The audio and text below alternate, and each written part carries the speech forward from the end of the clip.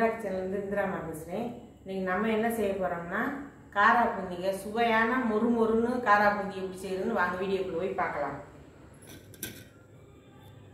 இந்த மெஷர்மெண்ட் கப்பில் வந்து 250 ml பிடிக்கிற மெஷர்மெண்ட் கப்பில் வந்து 2.5 கப்பு கடலை மாவு எடுத்து ஜலிச்சு வச்சுருக்கேங்க. 2.5 கப்பு கடலை மாவு எடுத்துருக்கேன். அதுக்கு வந்து 2.5 ஸ்பூன் வந்து அரிசி பச்சரிசி மாவுங்க. 2.5 ஸ்பூன் பச்சரிசி மாவு. 2.5 கப்பு கடலை மாவுக்கு வந்து 2.5 ஸ்பூன் வந்து பச்சரிசி மாவு.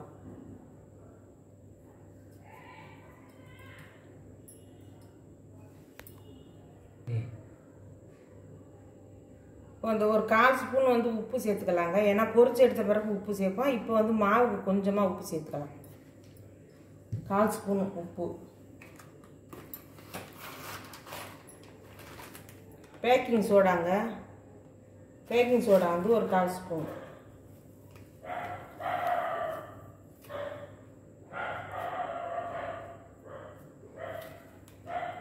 பேக்கிங் சோடா அவ்வளோதான்.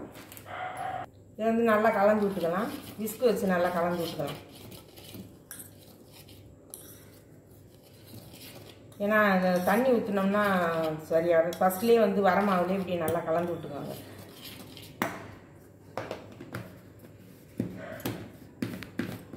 இப்போ நல்லா கலந்து விட்டாச்சு. இப்போ தண்ணி ஊற்றி கலந்துக்கலாங்க. ஒரு டம்ளர் அளவு தண்ணி ஃபஸ்ட்டு ஊற்றிக்கோங்க. நல்லா கலந்து விட்டுக்கோங்க. கலந்துட்டு நம்மளுக்கு எப்படி திட்டமாக வருதான்னு பார்த்துக்கிட்டு நம்ம தண்ணி சேர்த்துக்கலாம். இப்போ இன்னும் கொஞ்சம் சேர்த்துக்கலாம்.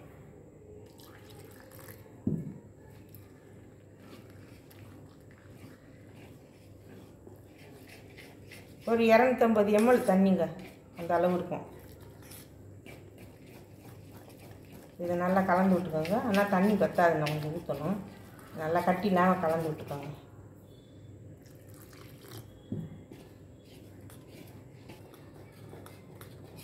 பாருங்கள், இப்படி எடுத்து ஊற்றினா இந்த மாதிரி இருக்கணுங்க. இந்த மாதிரி இருக்கணும். இதே சரியான பதம். இந்த அளவு இருந்தால் போதும். இதை நல்லா மட்டும் கலக்கி விட்டுக்கோங்க. கலக்கி விட்டுட்டு நம்ம வந்து எண்ணெய் காஞ்சிக்கிட்டு இருக்குது, நம்ம ஊற்ற ஆரம்பிச்சிடலாம். காரா பூந்தி சுட ஆரம்பிச்சிடலாம். இந்த மாதிரி என்கிட்ட வந்து அதாவது பூந்தி செய்கிற கரண்டி இல்லைங்க.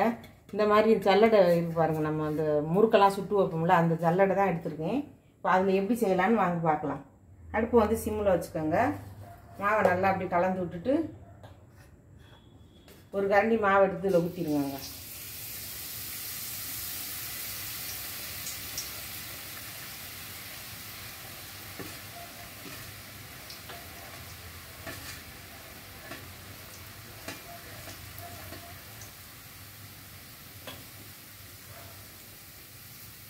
இன்னும் ஒரு கரண்டி எடுத்து ஊற்றிட்டேன்.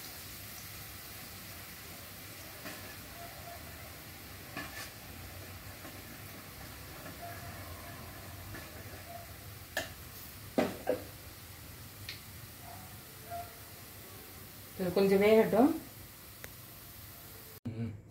இப்போ எல்லாம் பொரிச்சாச்சு. நம்ம வந்து இப்போ வேர்க்கடலை வந்து வறுத்துக்கலாம்.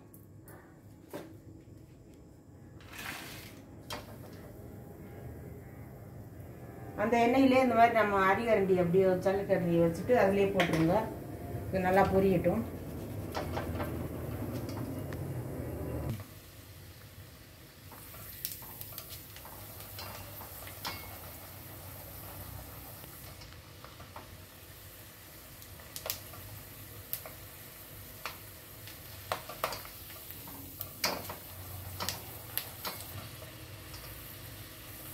இப்போ வறுபட்டுருச்சுங்க. இது நல்லா எண்ணெயை வடிச்சிட்டு இப்போ நம்ம இந்த காரா பூந்தியோட ஒன்றா சேர்த்துடலாம்.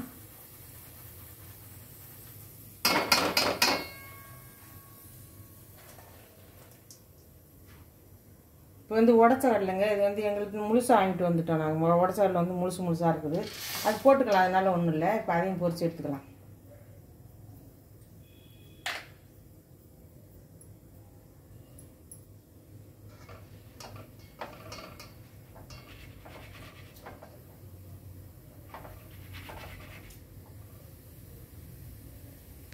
உடச்சாடில்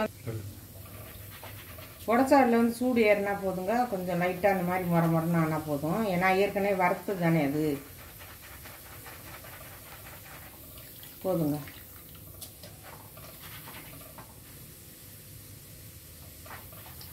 இதையும் அதோடு சேர்த்துடலாம். எண்ணெயை மட்டும் நல்லா வடிச்சிடுங்க.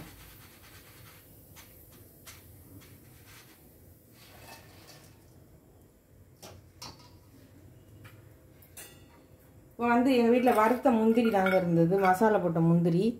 அதையும் சேர்த்துக்கலாம். நான் லைட்டாக எண்ணெயில் போட்டு அதையும் சேர்த்துக்கிறேன்.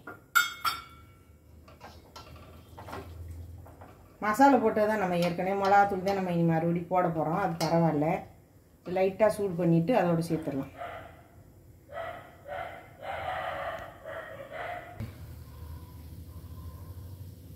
இப்போ இதையும் இதோட சேர்த்துடலாங்க. அந்த பருப்புகளோட இப்போ வந்து பூண்டு வச்சுருக்கேன் பாருங்கள். பூண்டை வந்து நான் நச்சு வச்சுருக்கேன், ஒரு கட்டி எடுத்து.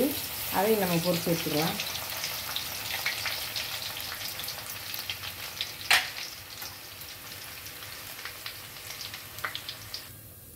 இப்போ பூண்டு நல்லா சிவந்து வந்துடுச்சு பாருங்கள். இந்த மாதிரி நல்லா சிவக்க வச்சு எடுத்துக்கோங்க. ரொம்ப கறி போயிடாமல் நல்லா முறன்னு வர்ற மாதிரி.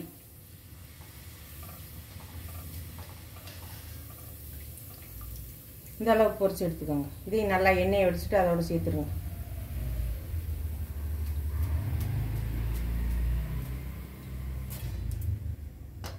கொஞ்சம் அதில் விட்டு பண்ணலாம், அதெல்லாம் வரைச்சி எடுத்துடலாம். பூண்டு வந்து நல்லாயிருக்கும் சாப்பிட்றதுக்கு. இப்போ வந்து ஒரு 2 கொத்து கருவேப்பிலை போடும்போது பார்த்து போடுங்க. படப்படன்னு வெடிக்கும், முகத்துகளில் பட்டுறாமல் பார்த்து பத்திரமா நின்று பொரிக்கணும். இந்த கருவேப்பிலை போடும்போது மட்டும் ரொம்ப கவனமாக போடுங்க. இப்போ எல்லாம் பொரிச்சு எடுத்தாச்சுங்க. இப்போ வந்து எல்லாம் கலந்துட்டு உங்கள்கிட்ட காமிக்கிறேன். இப்போ பாருங்கள், நல்லா முத்து முத்தாக பொரிஞ்சு வந்துருக்கு பாருங்கள். அருமையாக முத்து முத்தாக இருக்குது பாருங்கள் காராப்பூந்தி. இதெல்லாம் வறுத்து எடுத்தாச்சு. இப்போ அதில் வந்து நம்ம உப்பு சேர்த்துக்கலாம். இன்னும் கொஞ்சம் ஃபஸ்ட்டு வந்து ஒரு 1/2 ஸ்பூன் உப்பு சேர்த்துக்கலாங்க.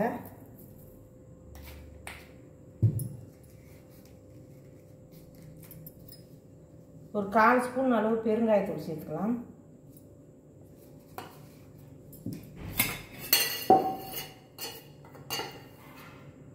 நம்ம மிளகாத்தூள் எதுவுமே சேர்க்கலைங்க. இப்போ நம்ம மிளகா பொடி சேர்த்துக்கலாம். நல்லா ஒரு ஸ்பூன் சேர்த்துக்கலாம். 1 ஸ்பூன் 1/4 ஸ்பூன் சேர்த்துக்கலாம். 1/4 ஸ்பூன் சேர்த்துருக்கேன். தனி மிளகாத்தூள். இப்போ இதெல்லாம் சேர்த்து கலந்துடலாங்க. வாசனை இப்போவே மூக்கை தொலைச்சி சூப்பராக இருக்கும். பெருங்காயத்தூள், அந்த பூண்டு பொரிச்சு போட்டிருக்கும், கருவேப்பிலை வாசனை.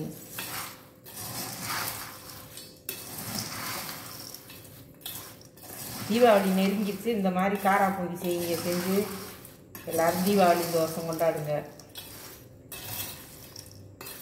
ஸ்வீட்டெல்லாம் நிறைய போட்டிருக்கேன், அது மாதிரி செய்யுங்க. நான் இன்னும் நிறைய ஸ்வீட்டெல்லாம் போடுறேன் பாருங்கள். அந்த மாதிரி செஞ்சு தீபாவளி தோசை கொண்டாடுங்க.